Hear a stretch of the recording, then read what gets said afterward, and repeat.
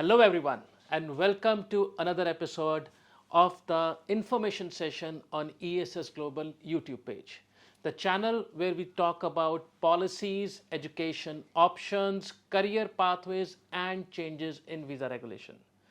Today's guest is from that country which has been talk of the town for the last 2 months about changing in the policy, working in favor of students, and a little perspective is not in favor of the students. So it's covering all. So I would like to welcome Scott Harper, who is the Chief Revenue Officer for ApplyBoard, a platform which is actually a heaven for consultants to work on and have expansion and exploration to all the institutes in Canada. So Scott, very welcome to the ESS Global podcast. Thank you, Rohit. Pleasure to be here. I'm excited to be sitting here with you today. Pleasure is all mine, I can say that. Well, the day we are shooting this podcast is the day when Canada has announced a certain change in the policy. So you may watch this podcast a little late from the change of policy, but this day on Saturday morning, we are making this shoot possible for you. So to start with, Scott, I would like to ask, ApplyBoard is such a big platform and an organization, and you are the revenue guy for them, what I believe. I would like to mention on that. So how you make sure this platform works very well for the consultants all over the world, where we have access to all the institutes and the courses, which we further give to the students and make the counseling very interesting and simple. So how do you manage all this in such a, with your travel and with your daily routine? Well, that's a great question, and I want to back up for a moment, if I may, Rohit. As some of you know, and I know you do, we were founded by three brothers. Yes. That were all international students, and as they were going through that experience, they were inspired. They thought there's got to be a better way to provide access to information, insights, and streamline the processes for students, parents, and our recruitment partners. And so that was the genesis and the formation of the platform. But the platform, our objective is to be the best and the strongest platform to support student global mobility for all of our partners, students, and parents, obviously. How do we do it? A tremendous amount of work. We believe there's a better way. We believe there's an opportunity to bring technology to significantly advance the efficiency and the opportunity for students, recruitment partners, and institutions alike. And so we're determined to stay focused on that. How do we leverage technology to rapidly change and bring efficiency gains to this entire process and sector? And I'm really excited about the direction we're headed. We believe what has been done manually in the past should be done autonomously and through systems and technology in the future. We've just launched Abby, our AI-powered auto attendant that is there for our partners in order to help provide you immediate and instant access to the information and the answers and questions that you're looking to answer. I still remember when the first concept of ApplyBoard came into my office, a couple of years back. It was a threat. Honestly, that was the first reaction. It's a competition coming in to the next door. But technology is such a beautiful thing. If you start partnering with it, the growth and the time which is taken without technology process, the technology can take everything away and make that thing possible in a very short span of time. And it took consultants like us also, to adapt this whole thing and amalgamating it with our processes. That okay, now we can multiply our growth with the speed, the counseling, the concept, and everything. So ultimately, if I talk today, this platform has been a very good blessing for us as consultant, where we can have access to all that information on a single page rather than traveling or going to all different websites of Canadian universities. So just want to thank you for that, from the whole agent fraternity, that you have done a wonderful job. Thanks. Well, thank you very much. And that's part of the objective. It's how do we become the closest thing to one-stop shop or the single source of truth so that you can get access to information of all the institutions, over 1,500 institutions spanning 5 different countries, Canada, US, UK, Australia, and Ireland, in a platform to enable the efficiency of you and your team so that you can go to one place and quickly find all the information you need to support your students. Absolutely. Now let's talk about a little bit on Canadian policies where it is a number one destination for students, and the sentiment has changed a bit in the last few months. So what do you think was the main reason as a person, I mean, apart from the apply board thing? So what do you think as an individual, as a Canadian, what was the main reason the sentiment start getting changed from the student thing, okay, let's keep a pause to Canadian education option as of now? Because the number have declined, that's no doubt about it. Yeah. So what is your take on that? Canada is built upon immigration. The social and economic growth status of Canada is dependent on immigrants. My parents are immigrants. When I look at the Apply Board family in Canada and the hundreds of people we employ in Canada, most of them are immigrants or descendants of immigrants. Yes. So Canada is built upon immigration. And I would say very recently, we've seen some political pressure or public pressure on immigration stemming from infrastructure, most predominantly things like housing. And so I think what you're seeing is right now Canada, very similar to the other 4 big destinations that we serve, English destination, is in an election year. Yes. In fact, I mentioned yesterday, it's the first time that we have ever seen all 5 English-speaking destinations go through an election within a 12-month span. And so Canada, this political pressure is forcing the current government, the liberals, to take some significant action. And quite frankly, I think most of us would know that the liberals are under a lot of pressure, and many of the polls would suggest that the Conservatives are likely to win the next election. I don't know what will happen, but that's certainly the sentiment. And so there's pressure, and they're making very swift changes as a result of this pressure. Some of the announcements made has certainly had an impact on our demand.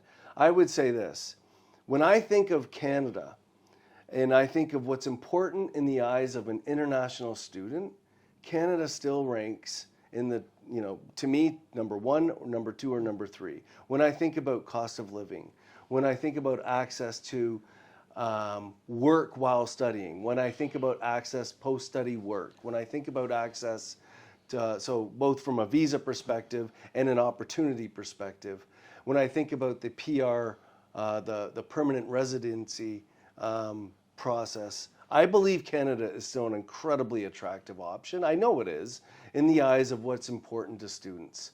And so to me, what we're seeing from a demand perspective is a reaction to news. Yes. And but when you spend time in the institutions and you look at what the opportunities for Canada cannot survive without net immigration, and I believe it should be around 500,000. Like, Canada needs immigration. I'm happy to expand on that later, but that's my perspective. Absolutely. I still remember when the 5 categories were announced that, okay, we're going to extend PGWP to these 5 categories.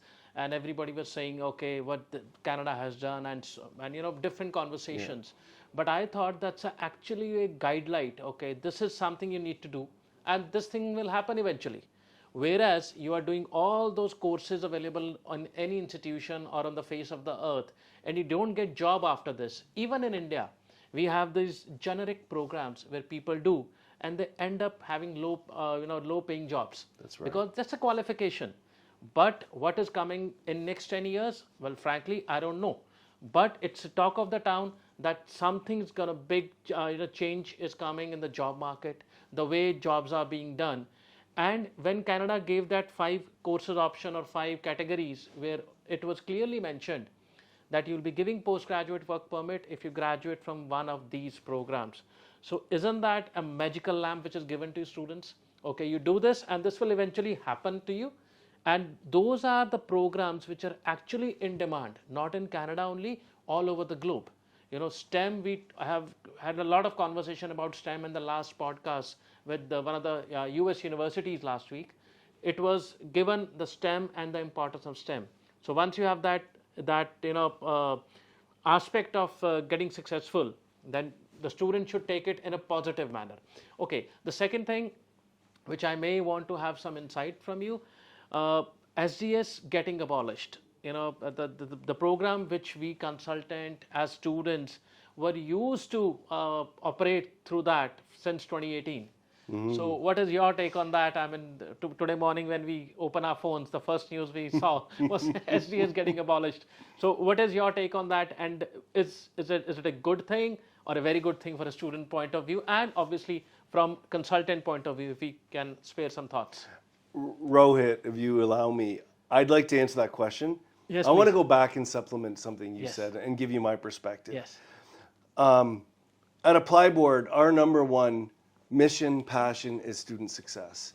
And so when I think about what's occurred in Canada, a lot of ways we constantly are trying to think about how do we best align supply with demand.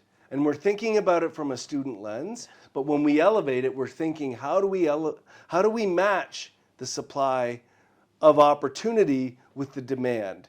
Because when we do that, ultimately the student wins. And so we've been certainly encouraging the Canadian government over years to think about how do you make modifications to postgraduate work permit that would better align supply and opportunity with demand. And that might mean different geographies across Canada, and it might also mean mapping to areas where there's significant job demand. Yes. And so to your point, I genuinely believe that long term, these changes to the postgraduate work permit are going to benefit the student because it's going to do a better job of aligning the student demand to where there's opportunities in Canada for students to be successful in study and post-study, ultimately landing a very strong job and making good money. So I think long term, this is the right move in the right direction, and students will benefit. And then when students benefit, we all benefit. Yeah, absolutely. You know, change is never welcome in a first go, what I have seen in my, whatever age I'm in.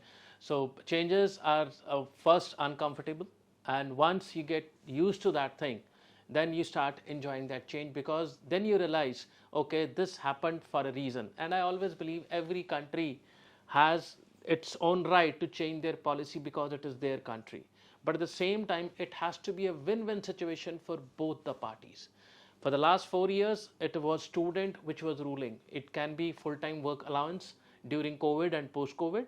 It can be extension of PGWP, which I have never seen happening in any of the countries which I have dealt in last 2 decades, in which a student is allowed to extend postgraduate work permit beyond its time because of certain things which happened, we all know, COVID. So it was the first reaction of the students came when all these bonus factors, I will say, were taken back. You're back to 20 hours per week, you're back to offline education and so on. So I think it was that feeling which gripped the student that something has been taken away, which was originally given as a bonus to them. It was never in the system of student visa conditions that this may happen, we may give you this. So if the government accommodated students, now it's the students' responsibility also to go back to the basic structure and start doing with it. So the second part of the question, Scott, will SDS going away? What do you think? It is a good sign because now students have an option not to pay GIC, which was almost 12 lakh rupees or $20,000. Yeah. It will be a bit cheaper option now. Yeah, I think I'm still candidly I'm internalizing. I've had an hour to digest this news, but here's my initial reaction.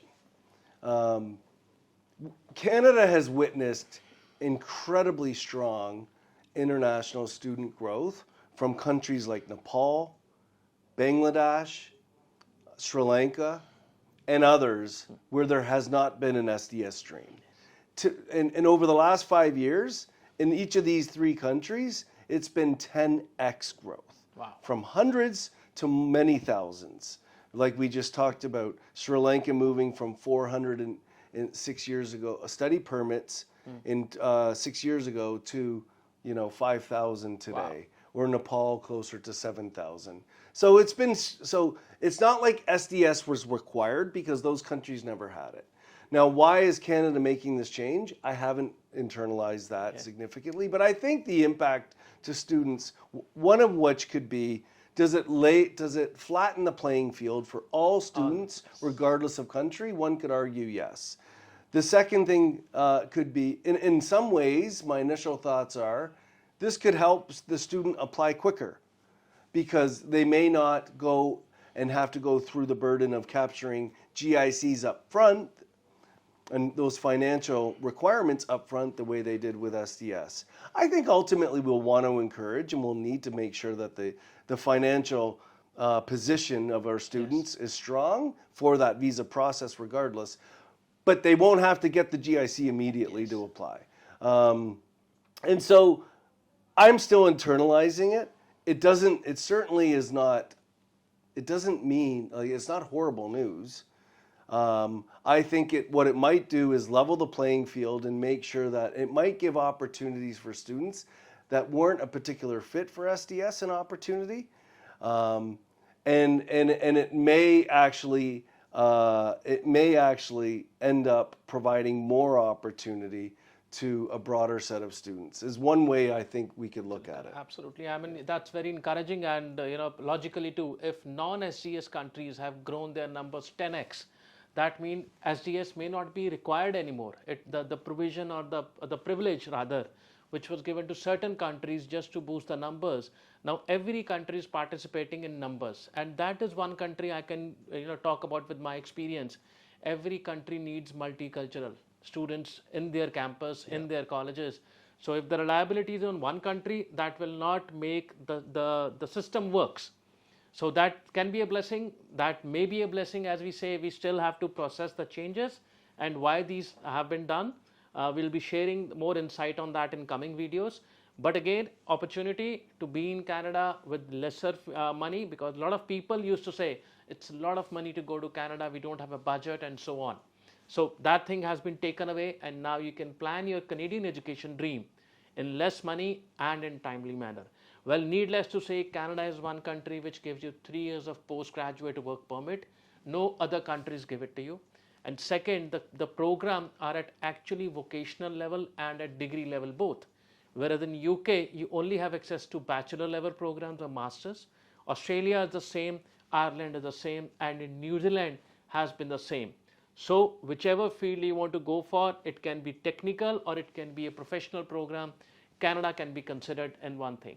Well, okay. One last thought just on the SDS. And again, I've had 1 hour to digest this, but one could think that it might be just a natural next move for the government. And what I mean by that is the government's been very clear that they wanted to slow down and put a cap on the number of international students come in. And I genuinely believe the reason for that is when we have people coming to our country and my country, we want to make sure the experience is nothing but the best for them. And if we feel we can't do that, we have an obligation to slow down. And so if the government felt that way, I in some regards, I support it. Because the last thing we want is to be over-promising and under-delivering to any students that are spending significant amount of investment coming to our country. That will hurt more, I believe. Of course. That ways. So I think in some ways it might have been a natural next move. We've said we want to slow down. Therefore, we may not no longer need this program that was intended to fast track and increase the speed. And we've proven that we can be very successful with many countries without SDS. That's probably what the thinking was behind it, is my guess. Right. So we all are looking for a busy year ahead. Maybe 2025 will be the year when every our questions will be answered by all of us in aspect of Canadian education. So I just want to thank you, Scott, for taking the time out and spending the last 20 minutes with us. May I make one Yes, more please, comment, please. please? Look, I think it's really important for everyone to understand. Canada, I believe there's been a lot of news in a short period of time, and that naturally creates question, confusion, and uncertainty. I believe that there is clarity today, and I believe although these announcements may seem difficult to digest initially, they provide clarity. And with clarity, we have an understanding of what the playing ground is and how to operate and how to be successful. I genuinely believe Canada is one of the, if not the most attractive destinations for international students for all the reasons that were the same last year or the year before. The opportunity for students, the cost of living for students, the access to great education for students, the opportunity in Canada for those that would wish to maybe stay longer. So I genuinely hope and believe that these changes will ultimately benefit the student, and I would encourage students to not be persuaded by negative press or what I would call false news. Like, let's get grounded into the real and the facts and understand the real opportunity, because I think it's a great opportunity for many students. Absolutely. And when you're starting your journey as an overseas student, the journey goes like first studies, then PGWP, then your future planning of permanent residency or moving to a third country. That is this journey where you start thinking from step 3 perspective. What will happen after 5 years? Will I be able to make it? It is that point when everything starts messing up in the head. First step, start your student journey. Get hold of your program. Is it logically going attack with your profile and your future plans? Then financial planning. Then the third step, okay, what are my job options or internship options after completing my program in Canada? Then the thought of permanent residency will come into picture. So make it a very viable process rather than putting everything in your head and mixing it and then nothing comes out. So with this thing, I just want to thank you again, Scott, for being and spending this last 20 minutes with us. I hope you have insight what changes the Canadian education are doing, and we all are able to move back into the Canadian market with full force. Thank you. Thank you very much, Rohit. Thank you.